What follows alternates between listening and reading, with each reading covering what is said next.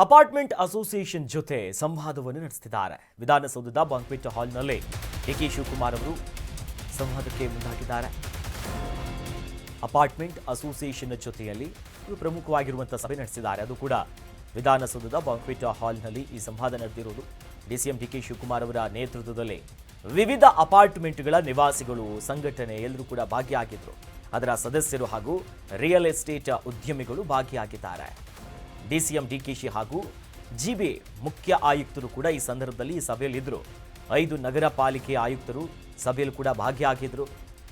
Karnataka apartment ಮಾಲೀಕತ್ವ ಮತ್ತು ನಿರ್ವಹಣೆ ವಿಚಾರಕ್ಕೆ ಸಂಬಂಧಪಟ್ಟಂತೆ ಈ ವಿಧೇಯಕವನ್ನು ಈ ವಿಚಾರವಾಗಿಯೇ ಸಂವಾದವನ್ನು ನಡೆಸಿದ್ದಾರೆ. ಇವರೆಲ್ಲರ ಜೊತೆ ವಿಧೇಯಕ ಬಗ್ಗೆ, ಸಾಧಕ ಬಾಧಕಗಳ ಬಗ್ಗೆ ಸಭೆಯನ್ನ ನಡೆಸ್ತಿದ್ದಾರೆ ಡಿಸಿಎಂ ಡಿಕೆ ಶಿವಕುಮಾರ್. ಈ ಕಾಯ್ದೆ ತಂದ್ರೆ ಏನಾದರೂ ಬದಲಾವಣೆ ಮಾಡಬೇಕಾ, ಚೇಂಜಸ್ಗಳು ಬೇಕಾ, ನಿಮ್ಮ ಅಭಿಪ್ರಾಯ ಏನು ಅಂತ ಜನಪ್ರತಿನಿಧಿಗಳ ಜೊತೆ ಚರ್ಚೆಯನ್ನ ಮಾಡಿದ್ದಾರೆ. ನೀವೇನೇ ಇದ್ರೂ ಕೂಡ ನಮಗೆ ಹೇಳಬಹುದು ಅನ್ನೋದು ಹೇಳಿದ್ದಾರೆ. ಒಂದು, ಯಾಕಂದ್ರೆ ಅಧಿವೇಶನ ಸಾಗ್ತಾ ಇದೆ. ಇದೇ ಸಂದರ್ಭದಲ್ಲಿ ಡಿಸಿಎಂ ಡಿಕೆ ಶಿವಕುಮಾರ್ ಅವರು ಒಂದು ಸಭೆ ನಡೆಸಿದ್ದಾರೆ. ಯಾರ ಜೊತೆ? ಅಪಾರ್ಟ್ಮೆಂಟ್ ಅಸೋಸಿಯೇಷನ್ಸ್ ಜೊತೆ. ಇದರಲ್ಲಿ ವಿವಿಧ ಅಪಾರ್ಟ್ಮೆಂಟ್ಗಳ ನಿವಾಸಿಗಳಿರ್ಬೋದು, ಅಲ್ಲಿರುವಂತಹ ಸೊಸೈಟೀಸ್ಗಳು, ಸಂಘಟನೆಗಳನ್ನ ಏನೇನು ಮಾಡ್ಕೊಂಡಿರ್ತಾರೆ, ರಿಯಲ್ ಎಸ್ಟೇಟ್ ಉದ್ಯಮಿಗಳು, ಲ್ಯಾಂಡು, ರಿಯಲ್ ಎಸ್ಟೇಟ್ ವಿಚಾರವಾಗಿ ಯಾರ್ಯಾರು ಪ್ರಮುಖವಾಗಿ ಸಂಘಟನೆಯಲ್ಲಿದ್ದಾರೆ ಅವರ ಜೊತೆಯಲ್ಲಿ ಡಿಸಿಎಂ ಡಿಕೆ ಶಿವಕುಮಾರ್ ಮತ್ತು ಜಿಬಿಎನ ಮುಖ್ಯ ಆಯುಕ್ತರು ಮತ್ತು ನಗರ ಪಾಲಿಕೆ ಆಯುಕ್ತರಿದ್ದಾರಲ್ಲ, ಇವರೆಲ್ಲರೂ ಕೂಡ ಇದ್ದಾರೆ. ಸಭೆ ನಡೆಸಿದ್ದಾರೆ. ಇದಕ್ಕೆ ಕಾರಣ ಕರ್ನಾಟಕ ಅಪಾರ್ಟ್ಮೆಂಟ್ ಮಾಲೀಕತ್ವ ಮತ್ತು ನಿರ್ವಹಣೆ ಈ ವಿಧೇಯಕ, ಇದನ್ನ ಜಾರಿ ಮಾಡೋ ವಿಚಾರವನ್ನು ಮುಂದಿಟ್ಕೊಂಡಿದ್ದಾರೆ.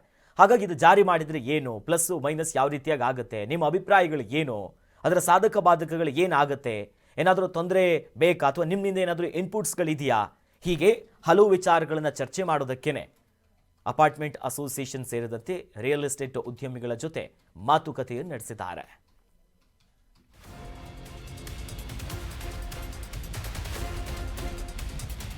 ಬಟ್ ಇದೇ ಸಂದರ್ಭದಲ್ಲಿ ಗಮನಿಸಬೇಕಾಗಿರೋದು, ಅಸೋಸಿಯೇಷನ್ ಸದಸ್ಯನ ವಿರುದ್ಧ ಡಿಕೆಶಿ ಗರಂ ಆಗ್ತಾರೆ.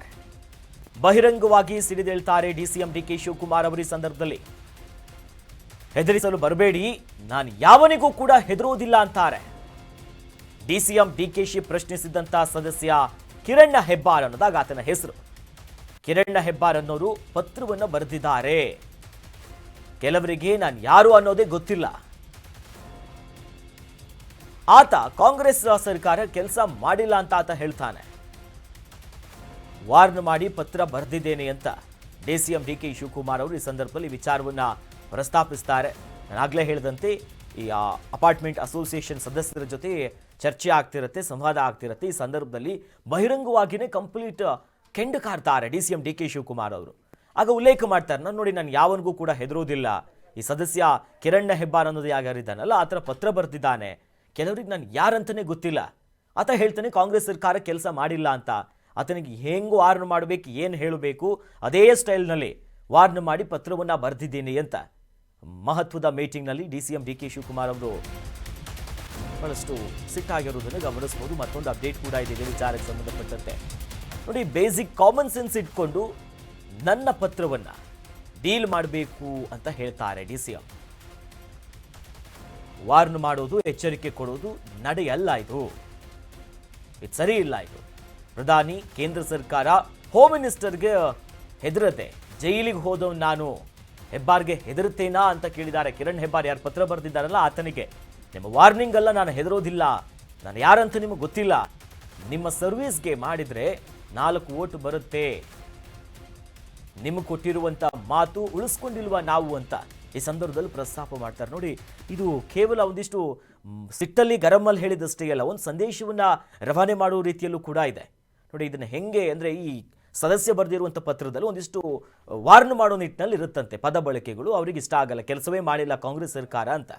ಆಗ ನೋಡಿ, ಹೆಂಗೆ ಬರೀತೀರಾ, ಪ್ರಧಾನಿ ಸರ್ಕಾರ ಇರ್ಬೋದು, ಇತರರಿಗೆ ನಾನು ಯಾರೇ ಜೈಲಿಗೆ ಹೋದವ್ ನಾನು, ಇವ್ರು ಯಾರಿಗೂ ಹೆದರಿಲ್ಲ, ಈ ರೀತಿ ಪತ್ರ ಬರೆದವ್ರು ನಾನು ಹೆದರ್ಕೊಳ್ತೀನ, ನಾನು ಯಾರಿಗೂ ಕೂಡ ಹೆದರೋದಿಲ್ಲ ಅಂತಾರೆ.